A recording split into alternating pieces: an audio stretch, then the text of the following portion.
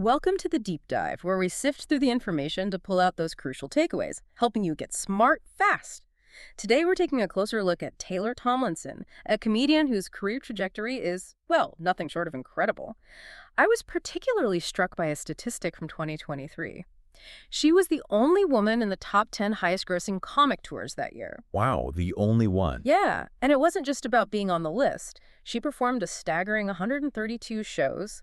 That's more gigs than anyone else in that top tier. 132 shows, that's intense. Totally. She sold nearly 300,000 tickets, generating over $17.5 million in sales. And if that wasn't enough, she also recently hosted CBS's After Midnight, taking the reins from January 2024 through June 2025. Right. This isn't just a comedian making a living. This is someone who is fundamentally, reshaping the landscape of modern entertainment, demonstrating a unique blend of artistry and sheer business acumen. It's truly remarkable, isn't it? These aren't just raw numbers. They tell a very compelling story. It speaks to a stand-up comedian who has not only rapidly risen to immense prominence in a highly competitive field, but has managed to do so by balancing this kind of mainstream commercial success with a deeply personal, often incredibly vulnerable comedic style. Exactly. It gives us a fascinating window into what it truly takes to not just succeed, but to genuinely dominate in stand-up comedy and the broader entertainment industry today. Her work ethic, combined with her relatable voice, clearly resonates on a massive scale. Absolutely.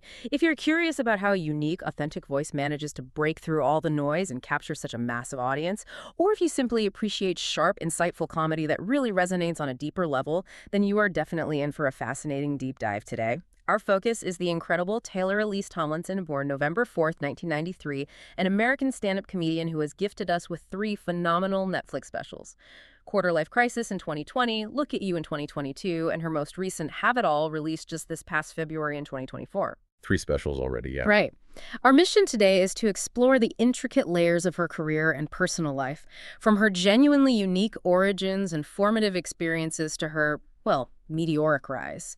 We'll critically examine how her intensely personal narratives translate into universal comedic insights and ultimately what her strategic choices tell us about defining success and fulfillment in the modern, multifaceted entertainment landscape. Okay, let's unpack this. So, to truly understand Taylor Tomlinson, we have to start at the very beginning, tracing her voice back to some really unconventional origins that deeply inform her comedy. She, along with her 3 younger siblings, was raised in a devout Christian family in Temecula, California. Now, this isn't just a biographical detail. It's a recurring, prominent, and often hilarious theme in her comedy routines. Oh, absolutely. It's woven through everything. And a profound early life event that undeniably shaped her perspective was the loss of her mother, who died of cancer in August 2002 when Taylor was just 8 years old. Only 8. That's incredibly young. Her father remarried a year later. You just can't separate these foundational experiences from the comedian she is today. Indeed, that deeply devout Christian upbringing is like a crucible where Tomlinson's unique comedic tension was truly forged. It's fascinating because this is a comedian who now fearlessly delves into what can be described as glue comedy humor that often pushes boundaries and explores adult themes and surreal humor, which plays with illogical or unexpected scenarios that challenge reality. Right, quite a contrast. Exactly. The juxtaposition of that conservative foundation with her current, fearless, often edgy material creates such a rich ground for her observational comedy. She expertly taps into that inherent conflict between the sacred and the absurd, transforming potentially taboo topics into universally relatable insights. You can almost see how that background provides a unique, almost analytical lens through which she observes everyday life and broader American culture, finding both the inherent tension and the profound humor in those experiences. Oh, that makes sense. The early loss of her mother, too, is incredibly significant.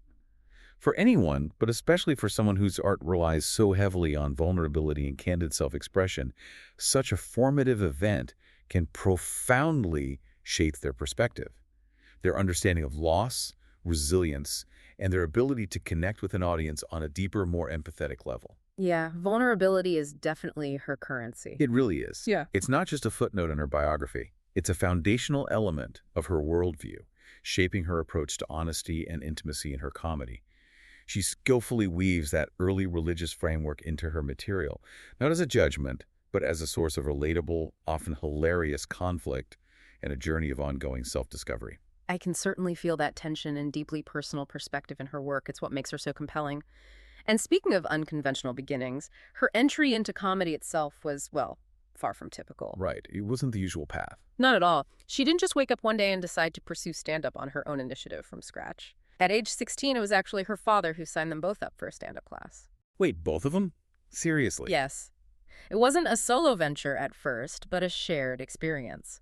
From that point, she honed her craft, performing in places most aspiring comedians might consider unusual or at least highly challenging. Yeah. Church basements, school venues, and coffee shops. Church basements. Yeah. That's quite the training ground. You bet. But by 19, that almost accidental spark had clearly ignited into a roaring fire, and she made the decisive choice that comedy would be her full-time career. That's an incredible leap of faith at such a young age. This almost accidental entry, facilitated by her father, offers such an interesting perspective on how one might discover their true calling. It wasn't a solitary grand declaration, but a shared experience that blossomed into a singular, undeniable passion for Taylor. Performing in those church basements or school venues, settings that might demand a certain level of clean humor or at least a different kind of audience engagement and self-awareness, likely shaped her early style. It could have contributed to the sharp wit and precise observational skills she developed, a wit capable of navigating sensitive lines without immediately alienating a broader, sometimes more conservative audience, which she's now so adept at doing, even with more adult material. That's a great point. Adaptability. Totally. This early training in diverse, often challenging environments probably gave her incredible stage presence and adaptability. That early decisive commitment at 19 to pursue comedy full-time really speaks volumes about her resolve, her unwavering dedication to her craft, and her innate understanding of what she wanted, even before the big breaks fully materialized. Yeah, she knew. It's an early indicator of her strategic thinking and self-belief, demonstrating an entrepreneurial spirit even as a teenager. She wasn't waiting for permission. She was building her own path, one basement show at a time. That's a powerful point about her early strategic thinking, and that singular focus is really clear when we look at her academic path, or rather, her intentional decision to deprioritize a traditional academic path in favor of her burgeoning comedy career. Right, the color story. Yeah. She briefly attended California Polytechnic State University in San Luis Obispo, a highly respected institution. But then she deliberately transferred to Palomar College, which is a community college in the San Diego metropolitan area. Okay. Why? The reason for this unconventional move, specifically in order to be closer to comedy clubs and keep sustaining her career. Wow. So practical location. Exactly. She even later attended California State University San Marcos, but eventually dropped out, again, to pursue her budding comedy career full-time. This wasn't a flippant decision. It was a calculated career-first maneuver. What's fascinating here is the clear and early strategic decisions she made, demonstrating an almost precocious entrepreneurial spirit. This illustrates a singular, laser-like focus and a remarkable willingness to make unconventional choices, consciously prioritizing her career over what many would consider a standard educational route. Absolutely. It highlights a profound understanding, very early on, that success in stand-up comedy isn't just about raw talent, but about consistent stage time, relentless honing of the craft, networking, and being deeply embedded in the scene. Stage time is everything. It really is. Moving to a community college specifically for geographic proximity to comedy venues underscores an extraordinary level of dedication and pragmatism. She wasn't simply dropping out of college in a fit of youthful rebellion. She was dropping into her passion, making a calculated choice to optimize her environment for career growth. Dropping in, I like that. This early decision reveals the mindset of a burgeoning stand-up star who recognized that the traditional path wasn't necessarily her path, and that carving her own route, however unconventional it seemed, was the most direct way to her ultimate goal. It speaks to a deep self-awareness and a relentless drive to facilitate her own opportunities rather than waiting for them to appear. Absolutely. It's a masterclass in making your own way and betting on yourself. And those early strategic moves certainly paid off, setting the stage for her ascent from a rising star to a true Netflix phenomenon, ultimately changing the trajectory of her career. Her journey really picked up steam with some critical industry traction and early exposure. She was a top 10 finalist on the ninth season of NBC's Last Comic Standing in 2015, which is a huge deal for national visibility and putting her in front of millions of potential fans. Last Comic Standing, yeah, that was a big platform. Huge. Then, building on that buzz, Variety named her one of their 2018 top 10 comics to watch at the prestigious Just for Laughs Festival. JFL, okay, that's major industry recognition. Exactly. That's a clear signal of strong industry buzz and validates her as a serious talent. Beyond the competitions and industry lists, she also made appearances on prominent late-night shows like The Tonight Show and Conan, as well as various Comedy Central productions, with 2 episodes on Conan between 2017 and 2019. Ah, Conan. That connection comes up later, too. Precisely. These were critical stepping stones, putting her in front of an appreciative, comedy-savvy audience. These early achievements are absolutely critical milestones for any comedian trying to break into the national consciousness. Last Comic Standing provided her with broad audience exposure, putting her in front of millions of viewers who might not typically seek out stand-up, but who would be introduced to her unique style. Built that initial fan base. Right.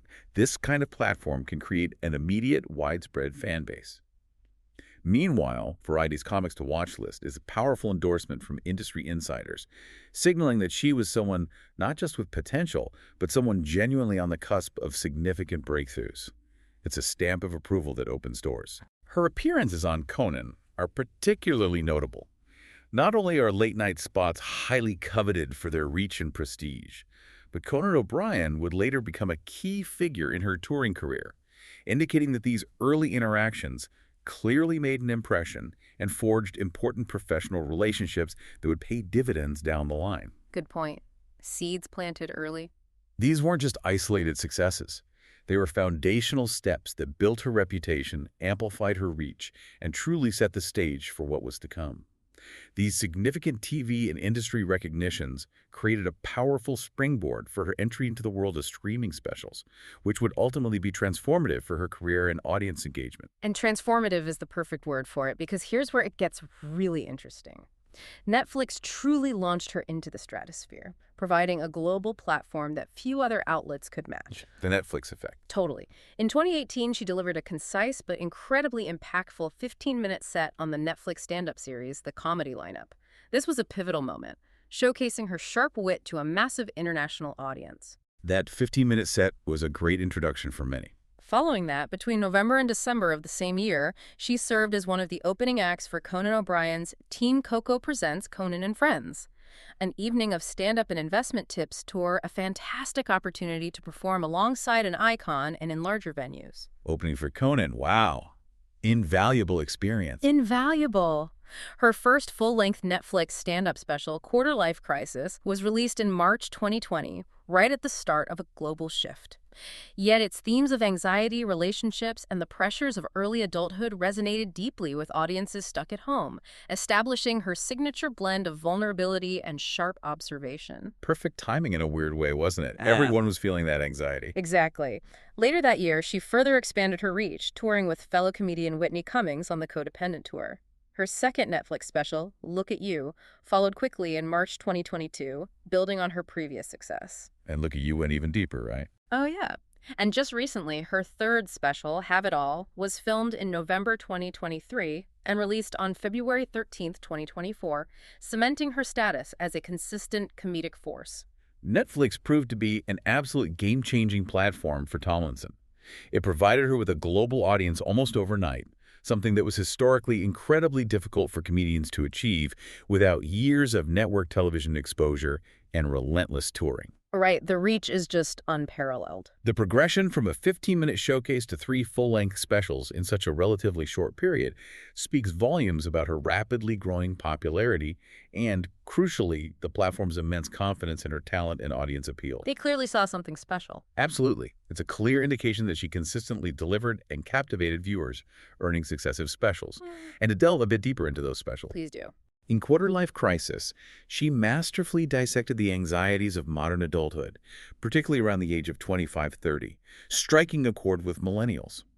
She skillfully articulated the pressure to have it all, the perfect career, partner, and life, while feeling completely unprepared. So relatable, that feeling of, am I doing this right? Exactly. Her observations on dating, therapy culture, and that moment when you realize you're no longer young and dumb, Yeah. but simply dumb, were incredibly relatable, establishing her signature voice. Mm-hmm. By Look at You, we saw a noticeable shift, a deeper dive into significantly more personal territory, specifically her mental health journey and her bipolar diagnosis. Which was huge. Huge. This wasn't just a revelation, it was woven intricately into her comedic fabric, using humor to destigmatize and connect. She handled it with such grace and wit, inviting the audience into her experience rather than just stating facts. It deepened her vulnerability and allowed for an even more profound connection with her audience, solidifying her reputation as a comedian who isn't afraid to get real. Absolutely. It felt like a turning point. And have it all further cemented her unique voice, showing growth in her self-acceptance and broader social commentary. Here she explores her evolving identity, including coming out as bisexual, and delves into her family dynamics with even more openness. Still personal, but maybe with a wider lens. Yes, exactly. The critical reception often noted how this special showcased a comedian fully owning her voice, confident in her material, and pushing the boundaries of what personal vulnerability can achieve in comedy. Furthermore, touring with established comedians like Conan O'Brien and Whitney Cummings offered invaluable experience, exposing her to larger venues and diverse audiences, while also providing mentorship and a broader professional network that is absolutely essential for long-term success in this industry. Building that network is key. Crucial. Each of these specials, Quarter-Life Crisis, Look at You, and Have it All, serves as a distinct benchmark of her artistic development, demonstrating her evolving voice, increasing confidence, and increasingly sophisticated comedic insights. Beyond just stand-up, which is clearly her core, Taylor has also been strategically expanding her creative horizon, showing that her ambitions and storytelling capabilities stretch far beyond the stage. Yeah, she's not just sticking to one thing. Not at all. Back in 2017, quite early in her career, she developed a semi-autobiographical sitcom for ABC, where she was slated to play a character with a religious upbringing living with her two younger sisters. Oh, interesting. I didn't know about that. Yeah, while it ultimately wasn't picked up for a pilot, it clearly demonstrates her early desire to explore other mediums for her personal narratives. Shows the ambition was there early on. Definitely. Then, in a major recognition of her broader impact, she was deservedly placed on the prestigious Forbes 30 Under 30 list in December 2021. Big recognition. Huge. And a huge development came in February 2022 when Village Roadshow Pictures acquired the rights to create a film based on her life, with Tomlinson herself not only set to serve as a screenwriter and co-producer, but also to star in the movie. Wow. Starring, writing, and producing. That's significant control. It really is a massive vote of confidence in her storytelling ability. These ventures truly demonstrate her multifaceted ambition beyond the traditional stand-up stage. They showcase her creative versatility and her desire to explore different mediums for storytelling, recognizing that her unique voice and experiences have appeal across various platforms. Yeah, her story resonates. The fact that she was developing a sitcom as early as 2017, even if it didn't go to pilot, highlights her early attempts at broader creative expression and her understanding that her personal narrative had resonance beyond a stand-up set. It's a testament to her drive to create. Mm-hmm. The Forbes 30 Under 30 recognition is a significant stamp of approval, signaling not just comedic success, but a broader influence as a young leader, innovator, and entrepreneur in the entertainment industry. More than just a comedian. Exactly. And the film deal in particular is a massive vote of confidence from a major studio. It indicates that they see her not just as a talented performer, but as a compelling storyteller, capable of translating her unique comedic voice and life experiences into a cinematic narrative. Crucially, her role as a screenwriter and co-producer, in addition to starring, indicates a significant level of creative control and agency, which is rare and highly sought after in Hollywood. It's about building a multifaceted, creatively driven career, not just being a one-dimensional performer. From a rising star to a true juggernaut, Taylor Tomlinson has definitely cemented her place in mainstream prominence, making some incredibly strategic career moves along the way that solidify her status. She's really arrived. Oh, definitely. Her presence has expanded globally and into iconic venues. In September 2023, she made her debut at the iconic Radio City Music Hall in New York City, a dream venue for any performer and a clear sign of immense popularity. Radio City. That's a huge milestone. Huge. Then, in June 2024, she served as one of the presenters at the 77th Tony Awards, held at Lincoln Center's David H. Koch Theater and aired on CBS, placing her squarely in the broader cultural conversation and showing her versatility beyond just comedy. The Tonys, okay. Crossing over into different spheres. Exactly. In July 2024, she wasted no time announcing the dates for the first leg of her new stand-up tour, aptly titled Save Me, demonstrating her relentless touring schedule. Back on the road already, nonstop. And just this October 2024, it was announced that she would release her first book, actually, never mind, through Gallery Books, adding author to her growing list of accomplishments. These events collectively solidify her status as a mainstream entertainment figure, clearly transcending the traditional stand-up comedy circuit. Performing at Radio City Music Hall is not just a career achievement, it's a cultural marker, a sign that an artist has reached a particular echelon of fame, audience demand, and widespread recognition. It says something. Presenting at the Tony Awards, broadcast on a major network, highlights her integration into the broader cultural conversation, showing that her voice and presence are valued beyond purely comedic contexts. It demonstrates her appeal to a diverse audience across various art forms. Right. The announcement of her new Save Me tour, so quickly after her previous successes and the release of Have It All, indicates her relentless work ethic and the sustained high demand for her live performances. The demand is clearly there. Unquestionably. And the book deal further diversifies her creative output and offers yet another avenue for her distinctive voice and insights. These aren't just one-off gigs. They're calculated steps that expand her brand and influence across different media, reaching wider audiences and cementing her legacy as a significant cultural voice, not just a comedian. And speaking of major network moves and expanding her brand, then came what I'd call the After Midnight experiment. Yes, the late-night gig. On November 1st, 2023, it was announced that Taylor Tomlinson would host After Midnight, a CBS revival of the popular former Comedy Central panel show at midnight. The show premiered on January 17th, 2024, putting her in a highly visible late-night slot 4 nights a week, following The Late Show with Stephen Colbert. Huge opportunity, big shoes to fill, in a way. Absolutely. This was a monumental opportunity, especially for a woman in the historically male-dominated world of late-night television. Definitely groundbreaking in that sense. What's truly fascinating, though, and reveals so much about her priorities, is that she took the job on a very specific, non-negotiable condition. She would only record the show 3 days a week, ensuring she could continue performing comedy gigs on weekends. Wait, really? Only 3 days? That's unusual for a network show like that. Right, that stipulation tells you everything. Hosting a late-night show on a major network like CBS is a truly significant step in any comedian's career, placing her in an incredibly visible and influential position within mainstream television. It's a testament to her widespread appeal, her ability to connect with a broad audience, and her industry recognition. For sure. The historical context of women in late night, which has been notoriously sparse, makes her appointment even more groundbreaking. However, her stipulation for a 3-day work week is particularly insightful and, quite frankly, extraordinary. It really is. It's not just a clever negotiation tactic. It demonstrates a clear and unwavering prioritization of her stand-up career, even when offered such a prestigious, high-profile, essentially full-time hosting role. This negotiation highlights her steadfast commitment to her core craft. Stand up first. Always. It seems so.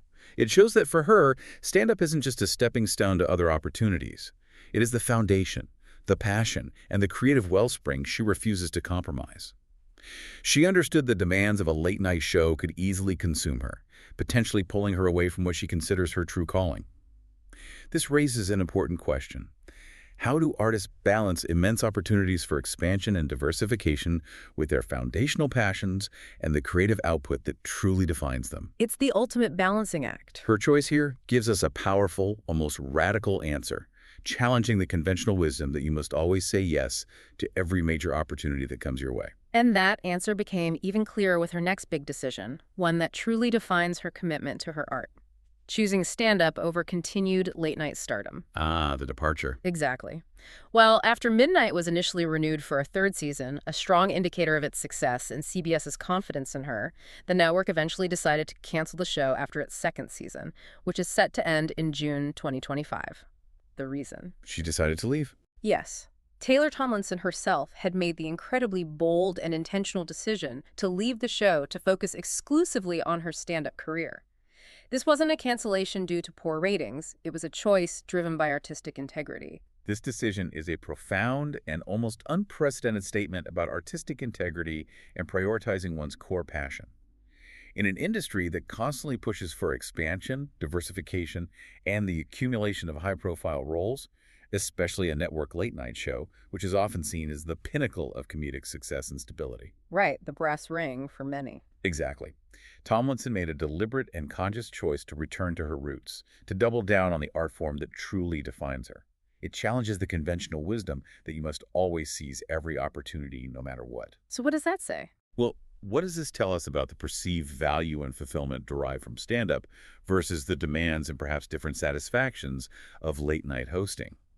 It suggests that for her, the unadulterated creative expression, the direct connection with a live audience, and the unfiltered storytelling of stand-up comedy offered a deeper sense of purpose and fulfillment than the more structured, collaborative, and perhaps less personally expressive demands of a hosting gig. The immediacy and control of stand-up. Perhaps.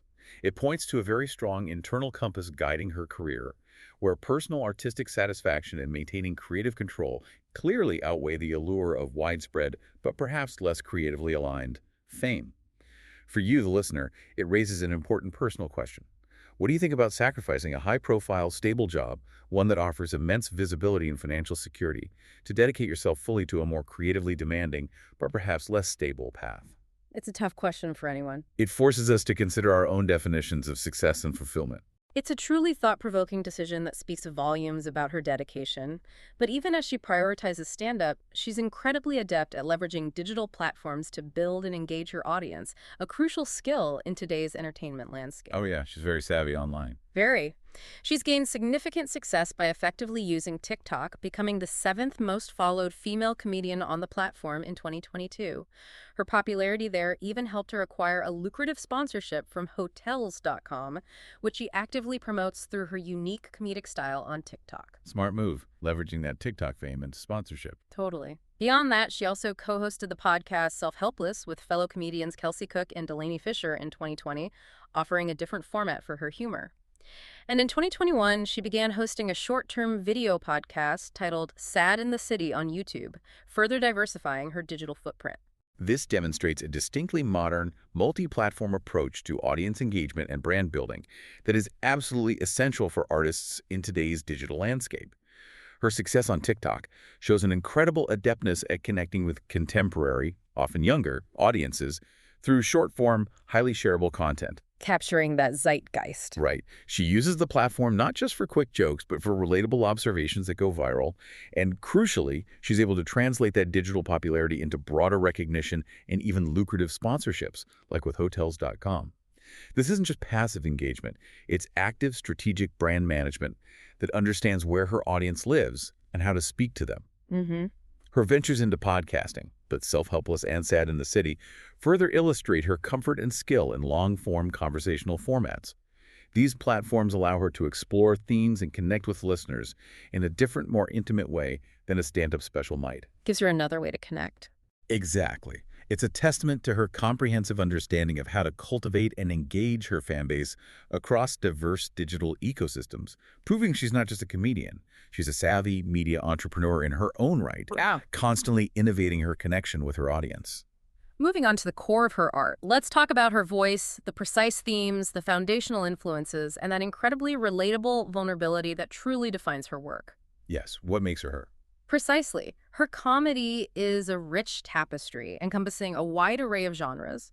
Observational comedy, where she keenly notes the absurdities of everyday life. Improvisational comedy, showcasing her quick wit. Blue comedy, which pushes boundaries and explores adult themes. Surreal humor, playing with illogical and unexpected scenarios. Biting sarcasm and sharp satire. Quite the range. And her subjects are both broad and deeply personal. American culture, everyday life, mental health, human sexuality, pop culture, self-deprecation, and of course the distinct, enduring influence of her devout Christian family. It's a powerful mix. Her ability to seamlessly blend such sharp observational humor with more intimate and often challenging topics, utilizing this diverse toolkit of comedic styles, is truly a hallmark of her work. She doesn't stick to one lane. She maneuvers expertly through all of them, which is a rare and impressive skill. Very true. What makes it so effective is how she uses self-deprecation and sarcasm to tackle sensitive subjects, making them not only relatable and genuinely humorous, but also disarmingly honest, rather than preachy or overly serious. Takes the edge off, in a way. Exactly. For instance, when she talks about mental health or her religious upbringing, she often uses self-deprecating humor to diffuse potential discomfort, inviting the audience into her struggles and observations with a wink and a smile. This allows them to laugh with her, and often at themselves, about experiences that might otherwise be uncomfortable or difficult to discuss openly. Creates that connection. This remarkable range is precisely what allows her to connect with such a wide and diverse audience, from those who appreciate a clean joke to those who enjoy more edgy, thought-provoking material. She's a master at finding the humor in universal human experiences, no matter how personal or complex. It's clear she has a wide range, and that versatility isn't accidental. Her comedic DNA is also shaped by some very specific influences. Taylor has openly stated that her two biggest comedy influences are Brian Regan and Maria Bamford. Ah, Regan and Bamford. Interesting pairing. Isn't it? She describes Regan as one of the greats and also the nicest person, whose work she admires for being enjoyable for the whole family, a clear nod to clean, accessible, observational humor. Okay, the master of relatable, clean observation. Then of Bamford, a comedian known for her unique and often avant-garde style, Tomlinson said, "She's so different from anyone else out there, and she talks about mental health in such a hilarious, vulnerable, amazing way." And Bamford, the pioneer of vulnerability and mental health comedy. That makes perfect sense. It really does. Beyond these two, she also idolizes an impressive list of legends and contemporary powerhouses. Richard Pryor, Dave Chappelle, Conan O'Brien, Bert Kreischer, and John Mulaney. That's a seriously eclectic and brilliant mix. Wow, that's a murderer's row of comedy influences. This combination of influences provides such incredible insight into her unique comedic DNA, showcasing a deep and thoughtful appreciation for the craft across its spectrum. The admiration for Brian Regan suggests a foundational appreciation for clean, accessible, observational humor comedy that finds the universal in the mundane without resorting to shock value or overly niche topics. Master of the craft. Right. It speaks to a desire for broad appeal and a mastery of the relatable. On the other hand, Maria Bamford's influence points directly to her comfort with profound vulnerability and her courage in using mental health as deeply personal and yet universally resonant comedic material. Bamford is a pioneer in bringing her personal struggles to the stage with unflinching honesty and inventive humor, and Tomlinson clearly draws from that well. You can see that lineage. Absolutely. If we connect this to the bigger picture of comedic influences, we see a bridge between classic, accessible comedy and modern, deeply personal storytelling. The inclusion of powerhouses like Pryor and Chappelle speaks to a respect for groundbreaking, incisive social commentary and master storytelling, while Mulaney suggests an appreciation for polished narrative and sophisticated wit, and Kreischer for high-energy, anecdotal performance. Covers all the bases. It really does. Yeah. This blend of influences clearly contributes to her versatile and deeply human approach, allowing her to be both widely appealing and incredibly specific and intimate in her material, capable of both lighthearted observations and profound emotional revelations. Now let's talk about how she bravely brings her personal life, particularly her struggles and evolving identity, to the stage, transforming it into something universal for all of us. The vulnerability piece again, it's central. Absolutely central. She's incredibly open about her mental health, a topic that's historically been stigmatized, especially in public discourse. In her stand-up material, Tomlinson frequently refers to her experiences with mental health issues, including battles with depression, debilitating panic attacks, and unsettling night terrors. Doesn't shy away from it at all. Not one bit. She stated she struggled with depression and anxiety since adolescence, although it's worth noting she mentioned feeling very hopeful about the future as a teenager, citing her very rich and fulfilling imagination as a main factor that helped her cope. Interesting nuance there, the hopefulness alongside the struggle. Right. This culminated in her 2022 special Look at You, where she openly and candidly discussed being diagnosed with bipolar disorder. This wasn't just a casual mention, it was a significant part of her narrative. Her candor about her mental health journey, culminating in the very public and deeply personal revelation of her bipolar diagnosis in Look at You, is a truly powerful act of destigmatization. So important. In an era where mental health conversations are becoming more open, a public figure of her stature sharing such deeply personal struggles transforms the audience's perception of both her and themselves. It makes her comedy not just funny, but also deeply resonant and incredibly empathetic. It creates that deeper bond. Totally. By integrating her experiences with depression, anxiety, panic attacks, and bipolar disorder directly into her act, She not only normalizes these conversations, but also creates a powerful sense of connection and understanding with her audience. Many listeners have reported feeling seen and less alone after hearing her material. I can imagine. This level of vulnerability clearly echoes her admiration for Maria Bamford, who also masterfully weaves mental health themes into her work. This isn't just entertainment, it's a profound act of public service wrapped in brilliant comedy. For you, the listener, it raises a question about how public figures like Taylor Tomlinson normalize and encourage conversations about mental health simply by integrating their personal experiences so bravely and artfully into their work. Making it okay to talk about. Exactly. She demonstrates that these struggles don't define you, and they can even be a source of strength and connection. And it's not just mental health.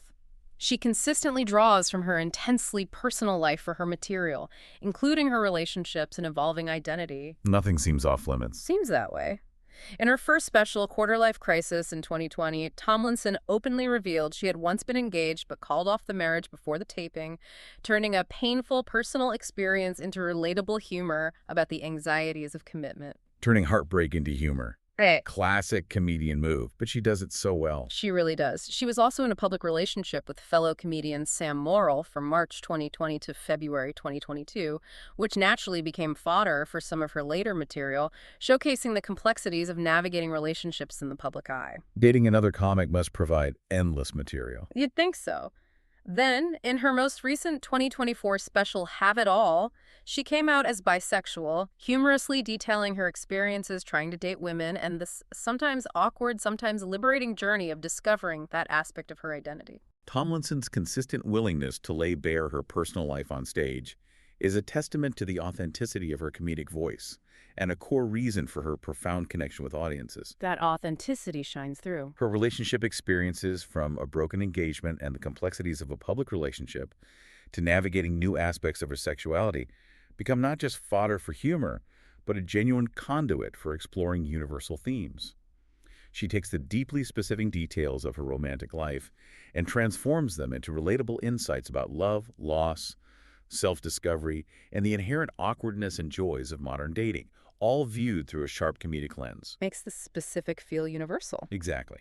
This approach deepens the authenticity of her work, allowing the audience to feel like they're truly getting to know her, fostering a powerful connection that transcends simple laughter.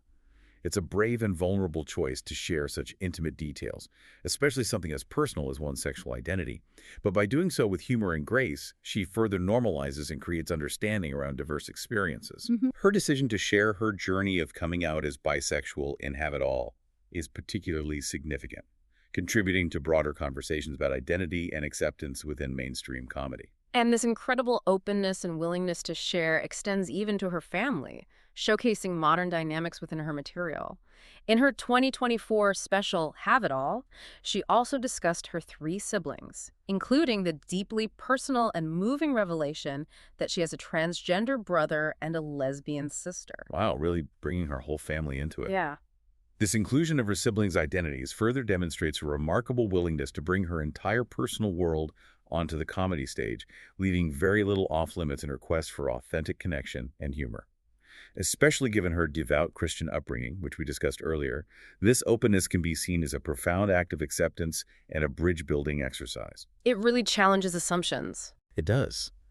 By humorously discussing her transgender brother and lesbian sister, she not only fosters understanding within her audience, but also subtly challenges traditional norms and expands the definition of family and identity, particularly for those who may come from similar conservative backgrounds. Using humor to open minds. Precisely. It showcases a truly modern family dynamic explored through humor, demonstrating that even with a conservative foundation, evolution, acceptance, and love can coexist.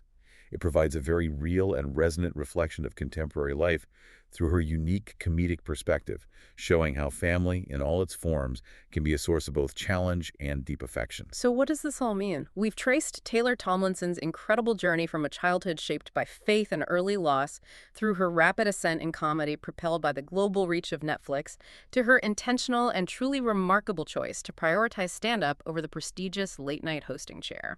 Quite a journey. An amazing one. We've seen her unique blend of sharp observational wit, self-deprecating humor, and profound vulnerability, particularly around mental health and identity, making her one of the most compelling and authentic voices in comedy today. Her career isn't just about punchlines, it's a masterclass in strategic self-direction and artistic integrity. Indeed, her trajectory challenges many conventional notions of success. Her decision to step away from a major network late-night show, a highly coveted and stable position, to double down on her stand-up career, all while being a top-grossing touring comedian and exploring film and book deals, is genuinely thought-provoking. It really makes you think. It's not about accumulating the most diverse accolades simply for the sake of it, but about a deep, unwavering commitment to the core of her artistic identity, even when other highly appealing paths present themselves. She's demonstrating that having it all might mean defining your all very specifically. Right. What does all even mean? In a culture that constantly pushes us to expand, to diversify, to have it all in every possible sense, to take every opportunity, to build every possible stream of income, to wear every hat. What can Taylor Tomlinson's deliberate choice to focus on her core artistic passion teach you about defining fulfillment and success on your own terms? Is true having it all about accumulating a vast array of achievements? Or is it about the profound depth of dedication to one's true calling, even if it means sacrificing other forms of prestige? It's a powerful and timely question. Consider the implications for how we define ambition and satisfaction in a constantly evolving professional landscape, one where external validation often dictates our perceived worth. Taylor Tomlinson's journey reminds us that sometimes the greatest success and the most enduring satisfaction lies not in adding more, but in committing more deeply and authentically to what truly matters to you. It's about finding your specific all and having the courage to pursue it relentlessly.